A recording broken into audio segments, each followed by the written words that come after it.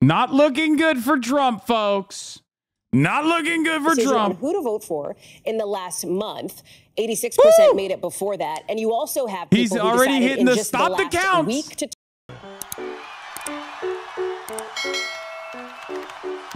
Trump, just think about this when you're watching. Let's look at the Fox News exit polls. Ooh, I want to see this. We can't reveal how they broke down into the candidates, but we can Condition of the nation's economy, 7% excellent, not so good, poor. This number is good, 30%. Like the country right what now the fuck? Wrong direction. Family's financial situation getting ahead, holding steady, falling behind 31%. This is 10 points higher than it was in 2020, just 4 years ago. If you were to break this down, also new technology. How concerned about healthcare costs? You can Very. see some of those darker areas on the heat map, especially How those concerned about cost of gas? This is Very. where they don't like how the country is heading or where it's heading, and that could be very revealing as we continue to watch the election results throughout the night. Another top finding: we know the economy has been key, and Americans just haven't been feeling good about their finances. We asked about their family's financial situation, and look at this. While 13% say they're getting ahead, 56% holding steady, 31% of respondents said they feel like they're falling behind. That's more than 3 in 10 voters. Also perspective, that's 13 points worse than it was just 4 years ago when it was at 18%. I'll finish off with this key finding. We're going to have a lot more as we move throughout the evening. We'll break it down by candidate once the polls start to close. Asylum seekers. We know immigration is up there with the economy as a top issue. We asked voters, do you favor or oppose reducing the number of immigrants allowed to seek asylum in this country? Those that said that they favor reducing the number of asylum seekers, nearly 7 in 10 voters. So this is just some of what we're seeing early on. We'll have a lot more, guys, as we move our way throughout the night with our Fox News voter analysis. Harold, back to you. Guys, thank you, Sandra. It's the Damn, first they're part of what ripping we're through gonna these get fucking as exit the polls. I evening want to goes on see them. before polls I want to see close. the Do you exit have polls where they're reaction to that, pushing Dana? through. Yeah, they're pushing well, past. I appreciate what Sandra does. Supreme Court job performance. The Fox News voter analysis Strongly disapprove, somewhat disapprove, somewhat approve at 33% is shocking. Over Greg's shoulder. And one of the ones that comes up says, how worried are you about the price of groceries? And how much is that on your mind? 67% said very. Okay, that's how you also get to 70% thinks the country's going in the wrong direction. So they're going to pick and choose all the things that they think favor Donald Trump without recognizing that, Kamala Harris actually has had significant policies.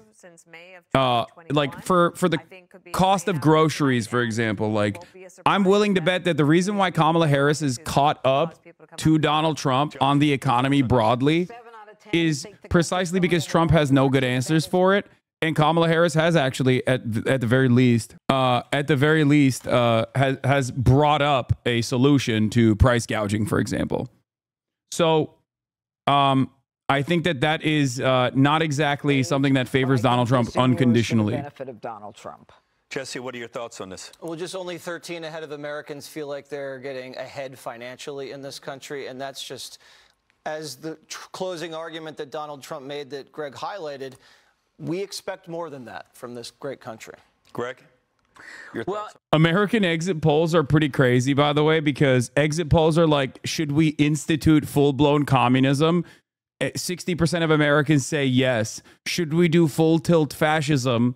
30% of Americans say yes. And then the Democrats are like, we need to tack to the center. What we need to tack to the center is, what we need to do is tack to the center more, maybe even become more right-wing. And it's like, you didn't see the immigration numbers? I did. Fox News' own national poll showed that 56% of Americans want, if given the option between the two, 56% of Americans want conditional amnesty, pathways to citizenship, versus 40% of Americans that want deportation. So that is an incredibly consistent result across the board. When asked, Americans overwhelmingly and consistently support, there it is, chance for legal status, 56%, deportation, 43%. There you go. There you go. It literally just, I'm so glad that they just showed that, albeit for a brief moment. It is always, and by the way, it has always been the case. This is why I lose my fucking hair and I lose my mind when the conversation of immigration or the conversation on trans issues are so fucking tacked to the right. Like the starting position in the media, both from liberal outlets and also across the board, is always centering right-wing opinions. Okay? I despise that. I despise it because it does not reflect the broader attitudes of the American populace. Okay? Americans are nowhere near as reactionary as it is as they are represented in the media. Okay? This shit pisses me off. That's why you hear from MAGA supporters consistently that say, oh yeah, we want to build a wall, brother, who then will turn around and in the same breath tell you, diehard MAGA supporters will tell you, oh yeah, no, if there are immigrants that have been living here for a very long time, then, you know, they should get conditional amnesty. We are a nation comprised of immigrants, and not only are we a nation comprised of immigrants, we broadly have more positive attitudes on immigration than our European counterparts. Okay? This last election cycle being a basically Republican primary on the issue of immigration does not change that reality. I am still very upset with the fact that the Democrats have presented a false narrative on this issue and have tacked to the center, and not even the center, tacked to the right on this issue. But the reality of the matter is most Americans will still go out and vote for Kamala Harris, regardless of that calculation, regardless of the fact that they are more pro-immigrant than Kamala Harris. Do you understand? Just like not every person that's voting for Donald Trump is voting specifically because they want to do murder on migrants, okay? There are two major indicators for this. I always repeat this over and over again. Republicans, one, have a policy.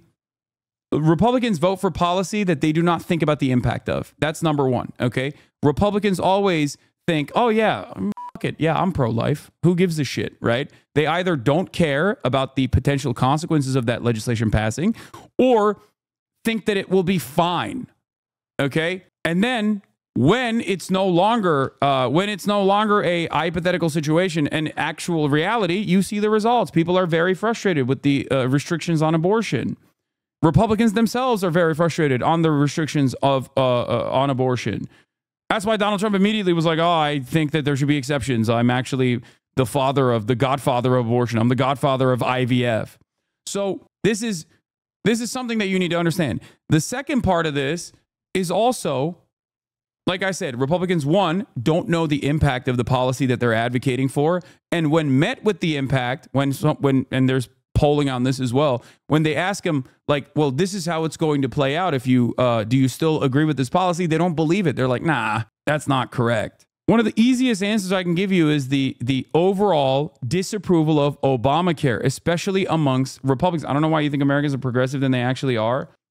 I just described it to you. Oh my God. You're literally looking at one of those. You're literally looking at one of these examples right in front of you. I'm not fantasizing about an America that is like technically more progressive. I'm telling you with actual fucking data points that Americans are broadly more progressive than the way that they are presented, the way that they are represented in the media. Okay? Americans will say, especially Republicans, for example, will say they hate Obamacare. When asked about the ACA, like, for example, the fact that 26-year-olds can stay under their parents' health care plan, or the fact that they have stopped insurance providers from denying insurance to people with pre-existing conditions, they say they love that shit. Even Medicaid, which is a Band-Aid solution, but an expansion on readily available health care at a certain point, if you are too poor to get regular health care, private insurance, that's also seen as popular. Republicans refuse to expand Medicaid, and then ballot measures in each of these red states that people fight long and hard for turn around and actually force these red states to push for Medicaid. How does that happen? Why is it that Florida is deep red, but simultaneously they are by 66% most likely going to make marijuana legal? Okay. Why is it that Florida is deep red, but again, by 60+%, they are voting to, in a ballot measure, protect abortion? Americans love a progressive ballot measure that is not associated with a Democrat or a Republican, they love that shit. They vote for it overwhelmingly everywhere. Okay. They vote for it overwhelmingly across the board. They will institute gay space luxury communism if it's a faceless, lifeless ballot initiative in a state like fucking Kentucky. Okay. That's it. There are certainly a scary percentage of people in the United States of America. In the United States of America, there are certainly people who want to do harm to immigrants. Okay. 100%. But there's a much larger number of Americans that either A, think that mass deportations mean they're only going to deport the bad undocumented immigrants, that they have fantasized they're out there doing mass rapes and mass murder and drug dealing, or they don't think about how damaging this would be to both the economy and how inhumane this will look like at all. Okay? You need to understand that. I'm just a tad bit scared Trump could win. I mean, it's not looking too great for Donald Trump right now, but we'll see. Another example I have presented over and over again is trans issues and trans rights. 64% of this country thinks that trans people are unfairly persecuted. 64%. There are not enough people out there who are going out and voting to fuck over trans people. Okay?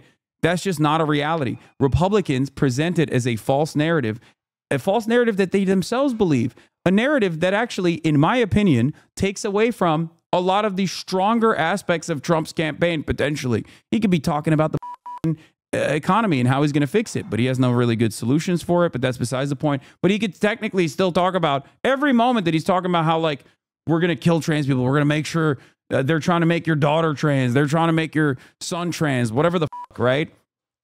Every moment that he's talking about that shit is a moment where he's not talking about the economy.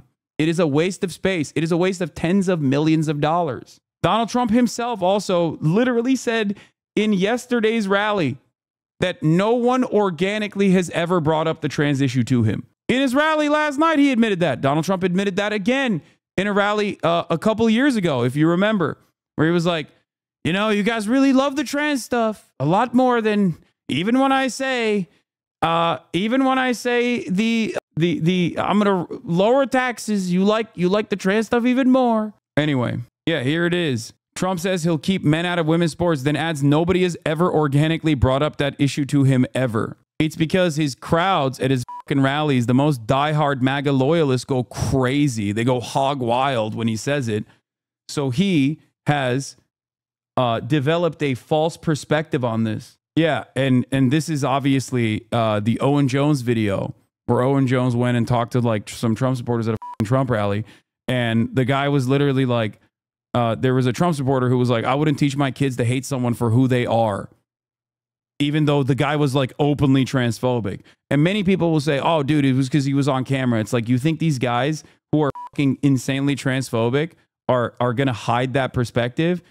Matt Walsh literally openly talks about how transphobic he is on a regular basis. He doesn't hide that shit. You're crazy. All right, let's see. Where is Steve Kornacki?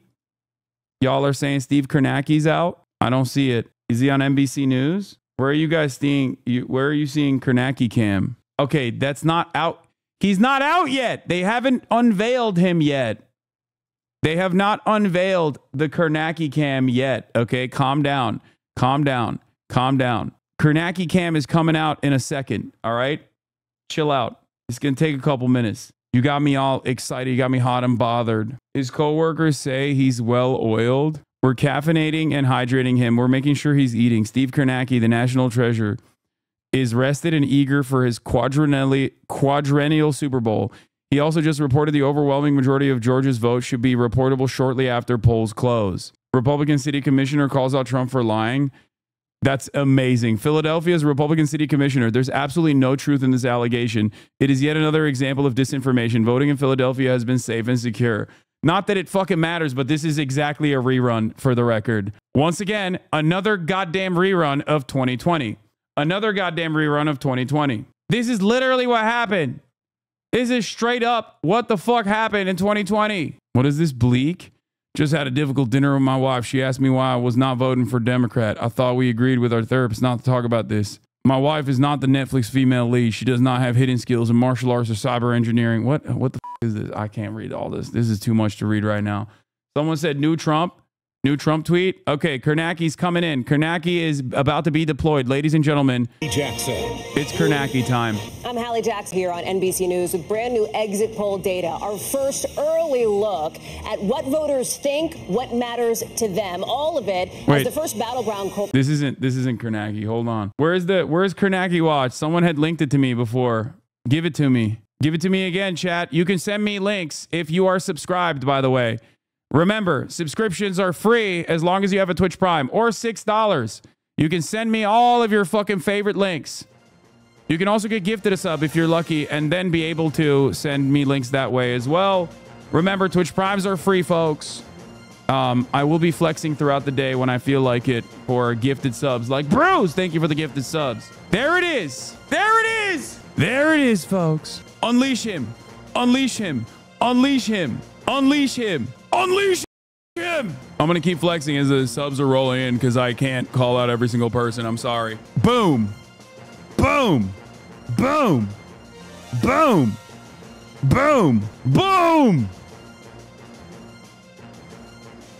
Okay, this song is a little out of control here. Oh, my Lord. Channel your inner Kornacki song. I should have worn a khaki today. I will be calling. I will be calling Edinger Mentum in a second. I will be bringing him back on after this. I need to eat as well. What is this? That Ipamorelin doing you well, Hasan? I don't know what Ipamorelin is. Is that a steroid? Thank you for thinking I'm on steroids. That's actually very kind of you to say. Your anterior delts are pretty good, man. Nice work. Thank you. You know, I got the rear delts too. Don't worry. Ha! Drujan!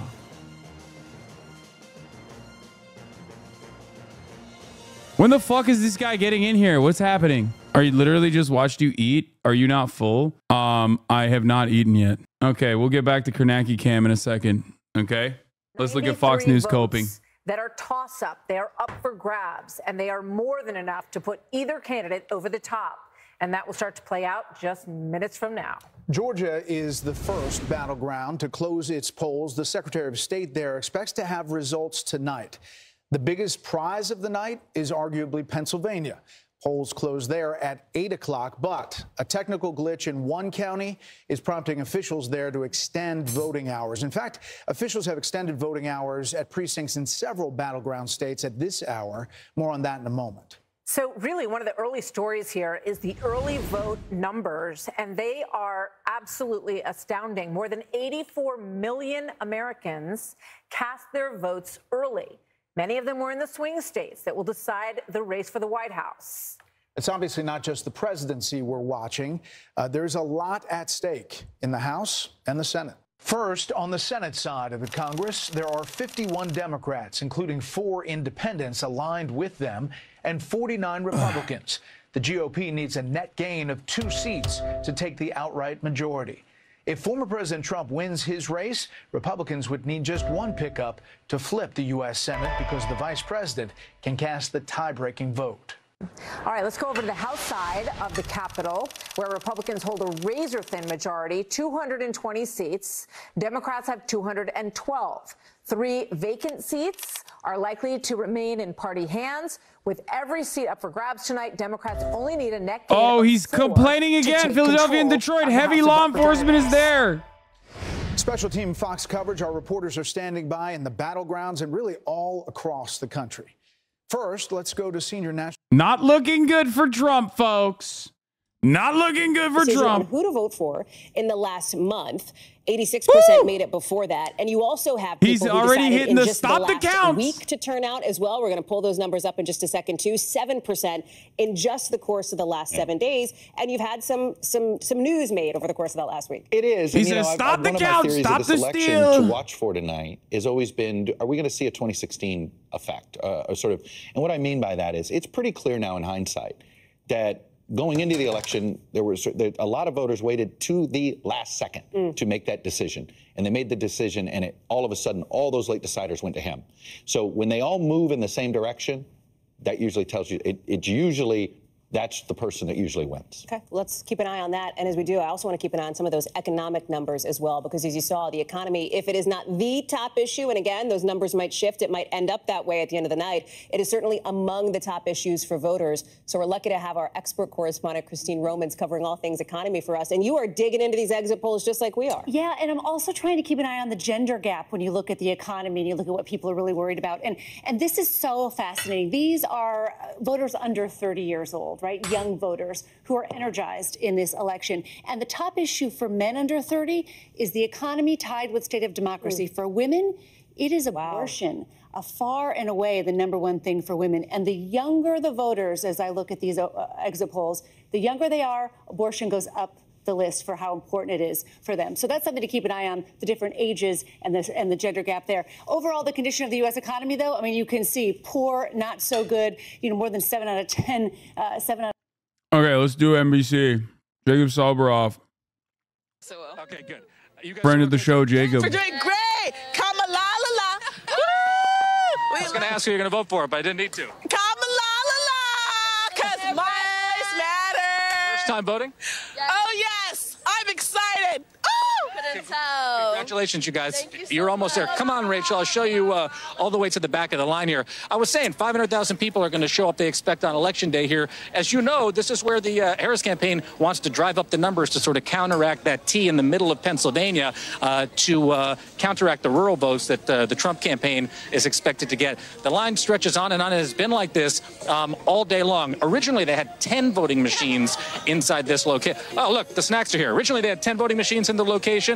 Now they've got 12. They're in the process of setting them up right now. There's less than 2 hours until the polls close here. Every single person, just showing the snack people. Thank you. Every person that's on this line is going to be able to get in at the end of the night. Maybe I just want to check in with people at the end. They seem to be having a serious conversation. You're at the end of the line. You're prepared to wait?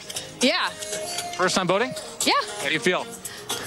Scared. I want Kamala to win, but I think she will. I appreciate your guys' time. Congratulations on coming out to vote for the first time.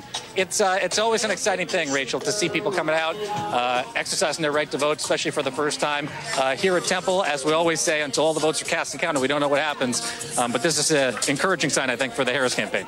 Jacob, I have to say, I know that it's our job to cover this, and we have all sorts of responsibilities. My single favorite thing about election season is myself voting, is casting my own vote. My second favorite thing is hearing other people who are about to vote talking about how excited they are to do it. And when it's first-time voters, it feels like it's turbocharged in terms of just like the civic jolt you get from it. I imagine you're going to be like 10 feet tall by the time you get out of there tonight. Every single person I talk to, and I love God damn, they are lived up over at MSNBC. Holy fuck. That are coming. They haven't stopped coming all day long. And we're talking about ultimately it will be thousands and thousands of people that come to this polling place alone. As you said, when they're first-time voters, there's something special about it. There's a magic to it. Earlier tonight, they had performances out here, people rallying. By the way, they even mentioned Paul Rudd was out here. It was not on my bingo card to say I saw Paul Rudd at a polling place in Philadelphia, but he was handing out water. All kinds of things are happening in extraordinary ways out here in Philadelphia on this election night 2024. Jacob Soboroff, we will be back with you, my friend. Keep walking, keep talking to people, and give me some of what all those first-time voters are on. I'm enjoying it by proxy. Jacob, thank you. Let's go to Steve Kornacki. He's at the big board. We're getting all of our camera Sources angles in Georgia are saying here because this is going to be more bomb threats coming into heavily black polling stations there. Most of the vote before we get in the first fully closed I told you state. this shit, dog. Can you tell us what I fucking told you what people at home should be watching for in terms of the first data we're going to get? Let's hear what Kornacki has to say. We'll get back to the bomb threats in a second. You do see some votes here. This is the national popular vote, such as it is right now. As you say, the polls closed in a lot of Indiana. A county here. This is a heavily a Trump county, not far from Terre Haute.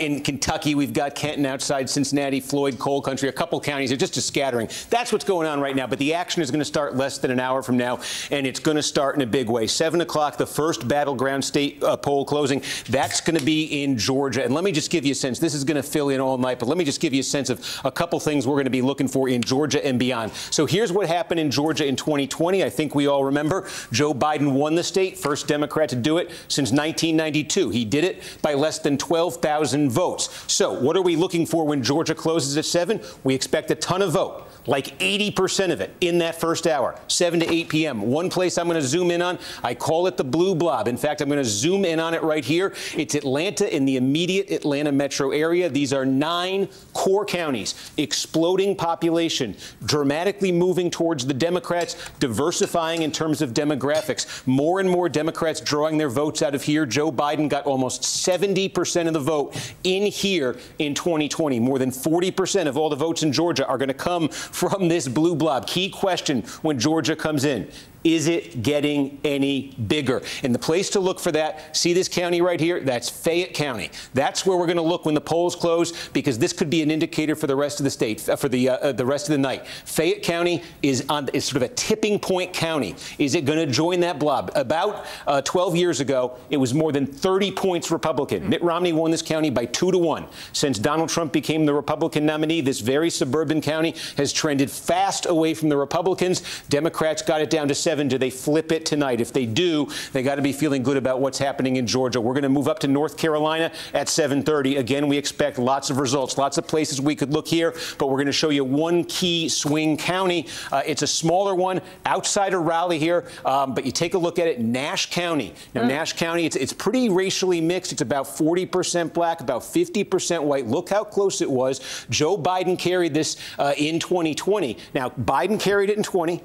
Trump carried it in 16. Obama carried it in 12. There are not many counties that have had that trajectory in American politics. There are 25 of them. This is one of them. We're going to look at this one for a clue maybe about how North Carolina, I don't want to say Carolina. Folks in South Carolina aren't going to like that, how North Carolina is going. We're up at Pennsylvania at 8 o'clock. Again, lots of places to look, but we're going to zoom in on Lackawanna County. This is where Joe Biden is from originally. Remember now, Joe Biden won the state of Pennsylvania by just over a vote. This is Lackawanna County, where the city of Scranton is. Look at this journey Lackawanna's been on. It used to be just an overwhelming, blue-collar Democratic county. Barack Obama won this by 28 points. Donald Trump comes along. He nearly wins the thing in 2016. Then Joe Biden, originally of Scranton, gets it back up to 8.5 points for Democrats in 2020. This is a key question tonight, because the Trump people think if they're going to flip Pennsylvania, northeast Pennsylvania, and this is the heart of northeast Pennsylvania, is a key place where they think they're going to do it. Is Trump back to his 2016 level? Is he flipping Lackawanna County? That's where the Trump campaign wants to be. Are the Democrats holding the Biden number? That would be an extremely good sign for Democrats right there. Now we'll go over, moving to west here, to Michigan. Michigan, by the way, was very slow in 2020, as you may recall. They have early in-person voting now for the first time. They also have pre-processing of mail-in ballots. That's a key thing. It's a technical term, but it means they're going to count things a lot faster, we think, in Michigan. Chad, I don't know if you know this, but there's an election happening, dumbass. Points. There's a lot of places to look. We're going to talk a lot about Wayne County and Detroit, but I'm going to look immediately north of Wayne County for a test I'm going to be returning to throughout the night. Call it a tale of two counties. And those counties are right here. The red one is Macomb. This is the big blue-collar suburb. This is ancestrally the home of the famous Reagan Democrats. And this is Oakland County. This is the more upscale suburb, higher income, higher concentration of college degrees. Demographics here, these are the demographics that have been good to Democrats. If you're not about, subscribe for free with a Twitch Prime. Trump friendly. Now, here's the test we're going to be applying for $6. Throughout the night. Take a look at this. In 2016, when Donald Trump won Michigan, Twitch Primes are free, folks. In 3 decades to pull that off. Here's how these two counties went. Also, you need to follow if you want to be able to write, but you can subscribe if you want to be able to type as well. Trump won by 48,000. The key, basically, Trump's Macomb number canceled out Clinton's Oakland number, and Trump won the state by about this much. 2020, look at this. Joe Biden ratcheted up that Oakland number. He almost doubled the Democratic support. The bots are going crazy, dude. Percentage. 108,000. Meanwhile, Trump lost a little ground in Macomb. There was a 70,000 vote gap. If there's a gap like this, Democrats are feeling good. If Macomb is more balancing out Oakland, advantage Trump. We're going to be watching that one throughout the night. And then let's head to Wisconsin. We'll get to the Western stuff later, but we're just taking you through the East and the Midwest closings right now. Wisconsin, again, a lot of places we could look here, but the word I'm going to use, if this is a word all night in Wisconsin, is bow wow. And what I mean by that, we got the 3 counties in the sort of the Fox River area here. B, Brown County. O, Outagamie County. That's where Appleton is. And W, Winnebago County. That's where Oshkosh is. And then right here, the Collar County, sort of around Milwaukee, 3 core Republican counties. That's Ozaukee County. That's Waukesha County. That's Washington County. Wow and bow. You got to go backwards to get the bow there. But the importance here is these 2 collections of counties tell 2 stories that are going to be key to the outcome in Wisconsin. Let me just show you again.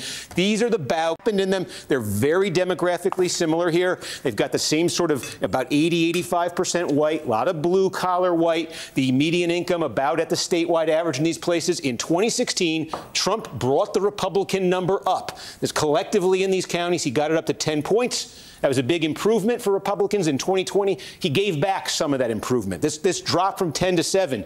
Given how narrowly perched Wisconsin is in terms of the result, this was a very significant drop in support for Trump. So the Trump campaign wants the bow number back at 10, wants the bow number higher than 10. They need that tonight. Now, the wow number has been diminishing for Trump and has been diminishing for Republicans since Trump came along. You can see in 2016, Trump held more of the Republican support, almost won the wow counties by 30, lost 5 points. There's a lot of population in these counties. Waukesha County's got 400,000 people. These are places with large concentrations of college degrees, higher incomes. These are suburbs. Again, this is an area that's been good to Democrats nationally. The suburbs of Milwaukee have stayed a little more Republican than other suburbs nationally. Can Democrats make another big cut in this Republican margin here? That would be a very good night. That would give Kamala Harris a great chance in Wisconsin. Steve Kornacki, I know this is the start of a lot of talking that you're going to do tonight and a lot of information you're going to be giving us. Thank you for that outlook on what we're going to be looking for and sort of bellwethers that we're going to be looking for with the first couple of major poll closing hours. Right now, it's about 17 minutes past the hour, 6 p.m. Eastern time. Lots of poll closings, of course, coming up at 7 p.m. We are just getting started right here. We're so glad that you're spending election night with us. Ahead this hour, before we get to that. We're not just spending election night with you, okay? We're spending it here at the HasanAbi broadcast. As a matter of fact, that's where we're watching it. Yeah, this is funny, but also not so funny. Did Biden drop out? Interest over time as of today, skyrocketing. But also, let's see what Todd is saying. They're not even certain that either president is going to make them feel great. Yeah. They're just clearly nervous about what the other side might do. Look, the other takeaway I have here is the fact that I think the makeup of this electorate, fewer people identifying with either major party. Now, if you think about it, if you're dissatisfied with the way things are going, you're not happy with how if you think democracy is threatened, then it actually makes a lot of sense that you don't want to identify with either major party. That's right. That you're not down. I think that's a big deal. I think we're in a moment here. We've been in the middle of a realignment. This feels like we're in the middle of another one here. In fact, there are going to be more people identifying as independent, more people identifying as moderate that have ever voted in the last 2 times that Donald Trump was on the ballot. I think it's very significant, and I think it's a sign that this is a very fluid electorate, and I'd be very careful reading too much in it right now. When I hear you say that, my takeaway is let's be careful then, thinking we know anything based on some of these. It's pretty clear, right, that whoever wins independence is going to win this election because it's the only way you can win because fewer, literally only fewer than 3 in 4 voters are picking one of the 2 major parties to identify with. Of course, we know this isn't a national election. This is going to be won or lost in the battleground states as we get on that road to 270. So I want to head to one of those states now, Wisconsin, and already a big headline coming out of there. The you city are 5.4% of all Twitch viewership right now? All of its absentee ballots. I want to bring in Shaquille Brewster, who's live for us in Milwaukee. Shaq, explain this. Why is this? Yeah, Hallie, this is something that's not happening at polling locations, but instead happening downtown, where in Milwaukee they gather all of that early vote, people who voted early in person and those mail-in ballots, and they count them all at once, all in one location. And what they found is that the 13 high-speed tabulators there, while they were sealed, they weren't locked properly. So the clerk there went around, got the Republican observer, got the Democratic observer, and went through and relocked those tabulators. But they're saying out of an abundance of caution and to eliminate any doubt and in order to be fully transparent, they went through and emptied. What the fuck? All right, Shaq's audio just went down. We're going to work to get that back up. As we do, I want to take you to another battleground state, and we'll get back to Shaq in a second, and that is the state of Georgia. Polls are going to close there in just about 40 minutes from now. Remember, this was a very close, razor-thin margin back in 2020 with former President Trump's loss and became ground zero for alleged election interference. Again, no evidence to support that. Silence my We're asking man. voters there, how confident are you that this year's election is being conducted fairly and accurately? 17% say not confident, but a majority, by far, 81%, say they feel good about the elections there. Blaine Alexander is live for us. You see her there. Blaine, give us a gut check on where things stand. Well, where things stand is right now I'm standing in the Fulton County Elections Hub. You talked about polls closing here in Georgia in about 40 minutes. Once that happens, the activity here is going to start to pick up. Let me show you a little bit of what's happening over my shoulder. Right back there, those machines, that's where we are going to see the tabulations for the votes as they come in here to Fulton County, Georgia's most populous county. Of course, Hallie, you know it very well. We've talked about it plenty of times. It was kind of ground zero for all of those mini claims during 2020. I think what's interesting, Hallie, about this location, this building didn't exist back in 2020. This is something that was built new since the election last time. It's kind of a way to get all of the operations here under one roof, a way to streamline this process here in Fulton County. It's also a place that allows members of the public to come in and observe this process. We've already seen some people who are coming in to watch this tabulation from both parties, Republicans and... I want to see what this fucking loser has to say. Oh, he's got the whiteboard out too. Pennsylvania, Pennsylvania, Pennsylvania tonight. Two boards. He's got lots of Sharpies. It's going to be a long night. To your point, Robert F. Kennedy Jr. is on the ballot in Michigan and Wisconsin. And if that comes down to the wire, we may be talking about that later on. Yeah, I mean, I'm shocked that Karl Rove is still alive. On the ballot, then tried to get off the ballot. Then he supported President Trump, and he could potentially be a spoiler in Michigan and Wisconsin. We don't know that yet, but we're going to wait and see. We're going to be watching that for sure.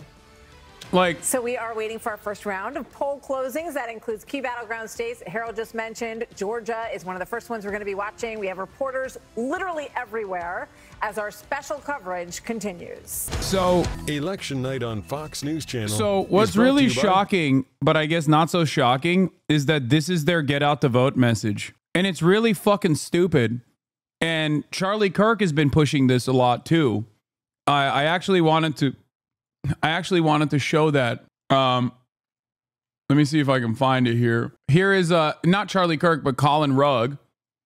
Male Kamala Harris voter starts crying on CNN, says he's voting for Harris so his daughters can have abortions. I voted for Kamala Harris. Why is that? JD Vance wasn't kidding when he said low T men lean left. First of all, I just want to say, even if without the subscription, low T men, excuse me, okay? I have more testosterone in my fucking pinky than like the entire Republican commentary circuit combined. Suck my fucking dick. That's number one. Little bitch asses. Me. You guys have low T. If you fucking talk about low T, you literally are not the thing that you think high T is, okay? Now, that's number one. Number two, like this is what their attitude is, and it's yet again an incredibly hyper online way to both campaign, and it's very it reveals the attitude that the Republicans have in general about this issue. They like can't comprehend that like men would care about abortion. They can't comprehend that men would care about reproductive rights. And they think it's like, oh, you're gay. Oh, what are you, a woman? Like you care about fucking abortions? Like, dog, you are so lost in the sauce. This is an issue that 75% of the nation has historically been in defense of. That's not just women. You know what I mean? It is such an unimaginably unpopular thing that the Republican Party did. So for these fucking dickheads to basically run on like, oh, if you're a real man, like, vote for us, fuck these women. Like, you are not on TikTok, okay? You can't do gender wars like this when you are trying to put together a national campaign. So understand that this kind of attitude is probably part of the reason why so many women are going out to vote and are most likely voting for Kamala Harris. Who did you vote for today? I voted for Kamala Harris. Why is that? I have 3 daughters, 4 children overall, and women's rights is pretty important to them and my daughters. Sorry, I'm getting a little emotional about that. I didn't think that I was going to do that, but you know, just their bodies, their choice type of a mentality. You know, I want them to grow up in a world that's welcoming to everybody. So yeah, that's why I cast my vote today. Who did you vote for today? even from the false presentation of what masculinity is to a lot of these guys, what being alpha is to a lot of these guys, which, by the way, when they say alpha, when these guys say alpha or beta, what they actually mean is confident, okay? Strong, confident. But there is nothing more manly, I guess, even in the way that they falsely understand what manliness is, than defending those and using your voice and your power to defend those who are marginalized. This is a thing that I cannot explain to young men in general. I try to do it to the best of my ability. But it is a weak man that tries to undermine people that have less than them. It is not what strong men do. Okay? So the idea that this person is like demonstrating their own emotions on television, being like, I'm doing this for my daughters, I'm doing this for the future of this country. To look at that and to say, oh, you're gay as fuck, dog. You're so low T. You're fucking beta. Not me, though. I'm tweeting. I'm tweeting on Twitter. I'm so fucking alpha. That's what strong men do. They tweet about fucking men, muscular men, manly men, and how muscular, manly men vote for the zestiest president of all time, Donald Trump. Like, you're not a real man at all, okay? You are not fulfilling the societal standards and the expectations that you have set forth for yourself for what it means to be a man, quote unquote. It's very stupid. I can't stand this shit. And it is so tailor-made. It is so tailor-made for the most insecure young boys out there. And I know how those young men feel because I was once one myself, perhaps a long time ago, now that I'm 33. But I get it. I understand what it's like when you're, unsure of yourself, unsure of your future prospects. I understand that shit. Do not lean into the Andrew Tate, Charlie Kirk, Republican circuit that tries to tell you a different reality. Okay? Do not get deluded into believing these fucking dipshit losers. Anyway, Brett Favre, if everyone put God first, this would be the results. Yeah. Remember when he stole from the, was it state of Missouri or Mississippi? Tens of millions of dollars. Yeah, Brett fraud. All right, let's see what NBC is saying right now. This country has ever seen, and we are going to cover every moment of it. Our live coverage of election night begins right now. Oh, it was from Missouri, right? Or Mississippi. Tonight, it all comes down to this. One of the wildest elections ever finally reaches its end. Will Vice President Kamala Harris make history as the first female president? It is time to turn the page on the drama and the conflict. Or will it be a historic comeback for former President Trump? This will be America's new golden age. An election rocked by upheaval. It's been the honor of my life to serve as your president. And violence, now in the hands of some 150. Okay, I don't care about this. This ad. All right, let's see. First results coming in from Indiana and Kentucky. Lead. That's with an estimated 3% of the vote. Over to John King. Count John, the votes. What stands out to you as these first votes come in? One thing that stands out is that both states are getting about their business in the sense that we're wondering, will the battlegrounds count slowly or quickly? For the record, this shit doesn't matter at all, but I'm just going to let you know because it's way too early. You see more counties have at least reported some votes than the last time. I will be bringing in Josh Edinger Mentum in a brief moment. I just want to show you. We expect Donald Trump, of course, to I'll win be bringing him on as soon as I'm done to give you better But they're all blue analysis on pockets, and so you try to see what counties in to an look urban area at. that has key suburbs around it. This is Lexington, Fayette County. How is the vice president performing compared to Joe Biden 4 years ago or Hillary Clinton 4 years before that? It's way too early. You see 373 votes to 199 votes, so I'm not even going to do the comparison. But this is one of the things you look at and you say, okay, and so where is there a community like this in a battleground state, right? Because we tend to have nationalized elections. Too soon for that. In 2016, if you were with us back in 2016, one of the very first clues of the Trump phenomenon came right here. In the early results out of Kentucky, we saw in these small rural counties, not only was Donald Trump running it up, but running it up in excess of Mitt Romney, running it up in excess of George W. Bush, getting new people to come out and vote Republican. That's what made Donald Trump the force he was in 2016. And so we're going to look along these lines just to see, again, we expect him to win Kentucky. So some people might say, why do we care? Why do we want to look at that? Well, as you see, that's Ohio. Right? And then there are Wisconsin and Michigan. There are communities like that in some of the other battleground states as well. So you're trying to see what's happening. So just take a peek here to see. There are 25% here in Greenup County, Donald Trump at 72%, right? So you just go back and look. Is the rural Trump base coming out like they did in 2016 out of the woodwork. So there's 2024. He's at 72%. In 2020, he's at 72%, so he's about matching 2020. You just go back to 2016 and look, there he was at 71%. So essentially consistent turnout for Donald Trump in the small rural counties that are critical to him. Now, we're not done here, obviously. That was only about 25%, I think, when we did it. But you want to look at that throughout the night. That first glance says, okay, the people we expect to come out for Trump are coming out there. I mentioned earlier, let me get rid of the green. Here's one of the places we will look at because it is more interesting in the sense of more competitive. You have Cincinnati right here, Covington, Kentucky right here. For those of you familiar with the area, if you land in Cincinnati Airport, that's actually here in Kentucky. You drive across the bridge into Ohio. You know, there's some suburban areas here, some hotels, some restaurant development, some young people live here. So it tends to be a little bit more competitive. It's still Republican. We're up to 43%, 59% for Trump 2024. I already know. The entire night, you motherfuckers are going to be crying. You're going to be saying like, oh, it's Jover. There's like 400 total votes counted, and Chad is spamming, it's over, we lost Kentucky. Stop! Cover it up, slut. No, I told you, okay? The fucking sleeves stay off as long as the subscriptions keep flowing. You understand me? Atlas Music. I'm giving the people what they want.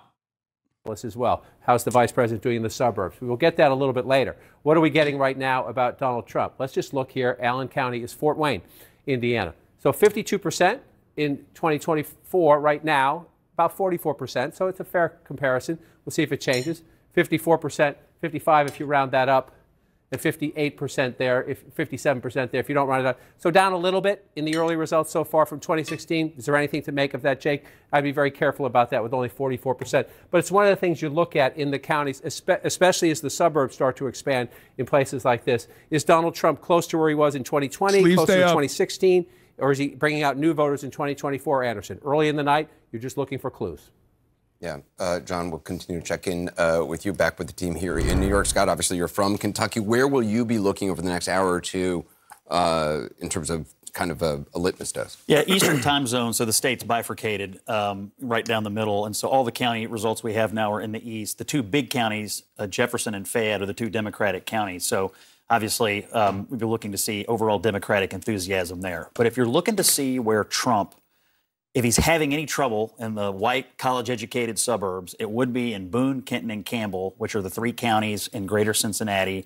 You would detect it there. Now, in the early returns John just showed us, we're not picking up any of that right now. It doesn't look like we're seeing any flight. There are 300 votes counted so far. Like, I can't even talk. I like looking at this analysis because I think it's funny at this point, but it's like, you can't make any inferences off of this so far. Like, you got to give it like 10 minutes. You know what I mean? Jesus Christ.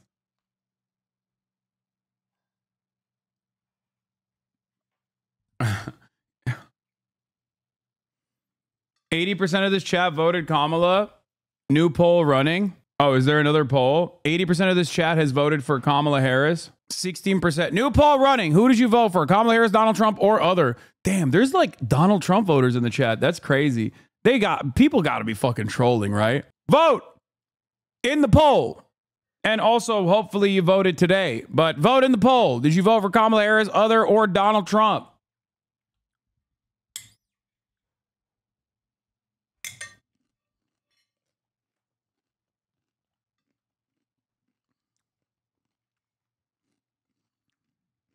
In 2016, even when he won, he claimed that there was massive fraud. He stood up this election integrity commission within the White House that then he folded because it found no widespread fraud. So this is something baked into his DNA. But the clip at which he's doing it, the way he's doing it, targeting Pennsylvania, I think that they're nervous. I think that his behavior in the final stretch of it, I think they recognize their closing message was nowhere where it needed to be. And some of the early projections we're seeing show a momentum that I think a lot of Americans are feeling, that this Trump era may be coming to an end. Look, I mean, he should be scared in Pennsylvania because there is an energy. There is a surge. Look, you talked to me a week ago, 2 weeks ago, I'm chewing my fingernails down to my elbows. I'm just worried. The Puerto Rican vote by itself has been lit on fire. Now, people will tell you, different things about it, but what I'm hearing, I talked to a young woman named Camille Rivera. She's with La Brega y Fuerza. It's the only Puerto Rican PAC. They were begging for money. Nobody cared about them, but they had built the only voter file for Puerto Ricans. When this insult comet attacked Puerto Rico, She said it was like wildfire. She said people remember, Puerto Ricans culturally, they vote a lot. They vote a lot on the island. And so there is a big tidal wave. Your Kamala win prediction is the next Russia won't invade Ukraine. Yeah, except I have learned one lesson from my wrong prediction back then. Don't be a fucking asshole about your predictions. So if you notice, like, I've been very restrained in my commentary in terms of like Kamala Harris's likelihood of winning the election. And that is because I am looking at it and I think accurately assessing the situation. But beyond that, I don't think it's like a fucking wipeout. Anyway, 17% voted for other, 77% with 27,430 votes in the chat voted for Kamala Harris, and 6% for Donald Trump. That's kind of crazy. I guess obviously we have a lot of normies in here that are watching because the election is happening. So they were reminded that the election is happening, and they're like, yeah, let's go watch that young commentator I watch. I don't know. Still shocking that there's 6% people in here that are like, I voted for Trump. We've officially crossed a boundary for a brief moment over 200,000 viewers, and then recrossed it back down to 187 or 197,000, by the way. I would love to do a poll. How many people are from a swing state? Nah. If you voted for Trump, what is this? What is it about this stream that you enjoy? I mean, I think, like, for example, I have a lot of haters, right, who think I am a terrorist or whatever, or they don't think that, but they claim that I am and smear me on a regular basis. They would rather watch me than watch like whichever content creator that they are supposed to be enjoying, because I think like they derive entertainment for one reason or another. I try to do my very best to be both educational and also as entertaining as possible. And I think that's part of the reason. Also because I flex for my subs now. I'm basically an OnlyFans person at this point. So that might be another reason. Who knows? All right, let's take a look at what NBC is saying. To win the White House, each campaign says they have multiple paths to get to that magic number. So let's get back to Tom Yamas at the big board, because this is the big picture. Yeah. Here's the map. The gray areas are the battleground states, and there are various ways to get to that magic number of 270. Yeah, and this is how we ended up at the end of election week in 2020. As you mentioned, those battleground states, we haven't colored them in yet. Biden, he won 6 of those 7 battleground states. So the easiest path for the vice president is to hold the blue wall. Pennsylvania, Michigan, and Wisconsin. If she does that, Savannah, she gets to 270, she's going to the White House. But if she's having a terrible night tonight and there's an emergency, she doesn't win Wisconsin, Michigan, or Pennsylvania, the blue wall collapses, she has an emergency route through the Sun Belt. If she can win Nevada, win Arizona, remember, Biden won those, keep Georgia, and flip North Carolina, she gets to 275. But if this is the path for the Democrats, they're going to have a few heart attacks. Well, I was going to say that's a much tougher path, and polls bear that out. Let's talk about the Donald Trump path. Okay, just think about the east side. This is the easiest way to understand Trump's path. If he flips Georgia back to red, holds North Carolina, and then turns Pennsylvania red, he's going to the White House again. But if he can't win Pennsylvania, he has to win somewhere else in the Midwest. Donald Trump tonight cannot get to the White House unless he makes a crack in the blue wall. If he wins Michigan, he holds North Carolina, he flips Georgia. He can do it with just Nevada and those 6 electoral votes. But if he can't win Michigan and the blue wall comes down to Wisconsin, he has to win down in Arizona to get those 11 electoral votes. And that's what we're going to be doing tonight, counting up electoral votes. Tonight, maybe tomorrow,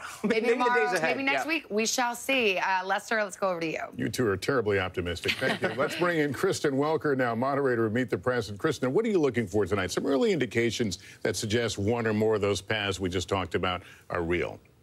Absolutely, Lester. I'm looking for a couple of things. First of all, let's talk about the historic gender gap that could be one of the big stories of this election. We've seen it in polling. Hamilton County, Indiana has flipped. Tonight, Vice President Kamala Harris has suburb a significant of Indianapolis lead with women voters. Former President Donald Trump has a real lead with male showing voters. Kamala Harris with a lead on there. Hold on. To see how that bears out. I'm gonna call Ed and Germantum right now. Falls. Abortion on the ballot in 10 different states, so that will be notable. Could potentially drive up turnout.